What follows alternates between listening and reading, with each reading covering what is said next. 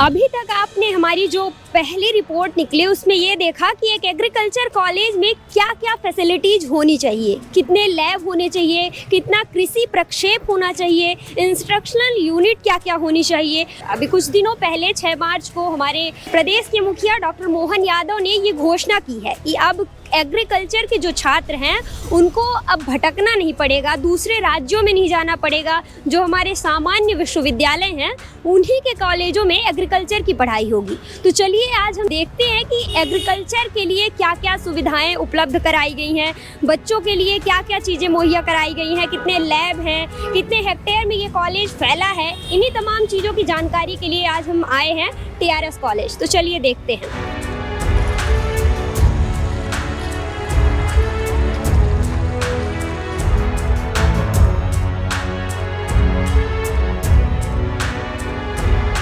बहुत ज़्यादा तो मैं नहीं बता पाऊँगा, लगभग 5 एकर्स तो होना चाहिए लगभग, और उससे ज़्यादा ही हो सकता कम है। अब चूँकि सराउंडिंग्स यदि हम उसको देखा जाए तो मेरे को एग्जैक्ट उसका वो नहीं है।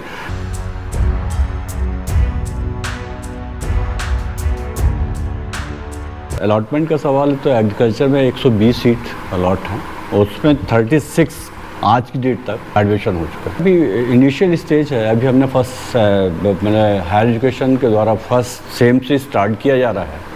तो मैं जहाँ तक समझता हूँ आगे तो इसमें प्रोग्रेस होगी, जैसे जैसे हम समय बीतेगा इसके लिए फील्ड भी मुहैया कराई जाएगी। फील्ड के साथ साथ जो इसमें प्रोडक्ट्स होते हैं उनको भी शासन की तरफ से यहाँ पे ग्रांट्स के द्वारा उनको फुलफ़िल किया जाएगा, जिससे ज़्यादा से ज़्यादा बच्चे इस एग्रीकल्चर से जुड़ी बारीकियों को जान सकेंगे।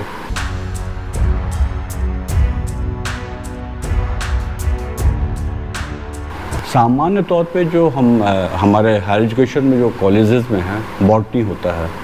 बॉटनी अपने में एक वनस्पति से जुड़ा हुआ है, इसमें ऑलरेडी एग्रीकल्चर इंक्लूड है। एक तो हमारे यहाँ ट्रेंड बॉटनी टीचर्स हैं, दूसरी चीज़ चूँकि गवर्नमेंट ने हायर एजुकेशन ने इसकी व्यवस्था की है तो बट नेचुरल है कि इस फील्ड से ही जुड़े हुए जो एक्सपर्ट्स हैं उनको भी कॉलेज में भेजा जाएगा जहाँ पे ये कोर्स संचालित किए जा रहे हैं। अभी आज की डेट में तो अभी नया एडमिशन प्रोसेस चल रहे हैं, जैसे ही होगा तो अभी तो जहाँ तक फर्स्ट सेम का सवाल है उसके लिए हमारे पास इसकी व्यवस्था है, हमने अपनी व्यवस्था कर रखी है बॉटनी के टीचर्स द्वारा। आगे आने वाले समय में जैसे जैसे कोर्सेज आगे बढ़ते जाएंगे उसकी व्यवस्था गवर्नमेंट करेगी।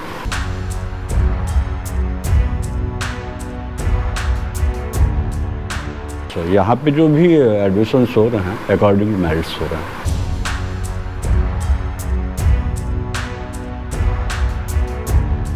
जहाँ तक ज़मीन का आपने पूछा है तो ये हायर एजुकेशन की पहल है, एक बहुत अच्छी पहल है, क्योंकि अपन जानते हैं कि जो हमारा देश है कृषि प्रधान देश है। इसमें हर तरह से बच्चों को जॉब ओरिएंटेड यदि हम फील्ड की बात करें तो ये आज के डेट में सबसे अच्छा जॉब के हिसाब से, एक व्यवसाय के हिसाब से वो बनता जा रहा है, स्टेप है। और हर बच्चे को ये सलाह दी जाती है कि वो कृषि से जुड़े और अपने को स्वावलंबी बनाए। तो आपने सुना क्या क्या चीज़ें हैं एक सामान्य कॉलेज में। एग्रीकल्चर की पढ़ाई अगर एक सामान्य कॉलेज में कराई जा रही है तो कैसे संभव है। ये कॉलेज महज 5 हेक्टेयर में फैला है, जबकि एक एग्रीकल्चर महाविद्यालय के लिए हमें 50 हेक्टेयर भूमि की आवश्यकता होती है।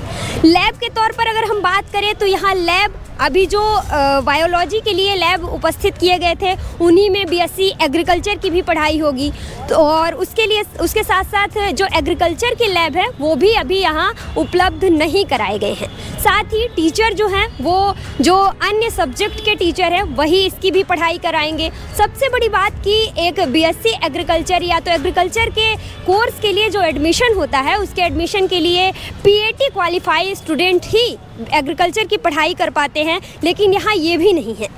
यहाँ रैंकिंग के आधार पर BSc एग्रीकल्चर का एडमिशन हो गया है। टीआरएस कॉलेज में अगर हम बात करें तो 120 सीटें थीं, जिनमें केवल 36 जो छात्र हैं वो एडमिशन ले चुके हैं बीएससी एग्रीकल्चर को लेकर। हमारा देश कहा गया है कि कृषि प्रधान देश है, कृषि में ही हमारा देश आज भी टिका हुआ है।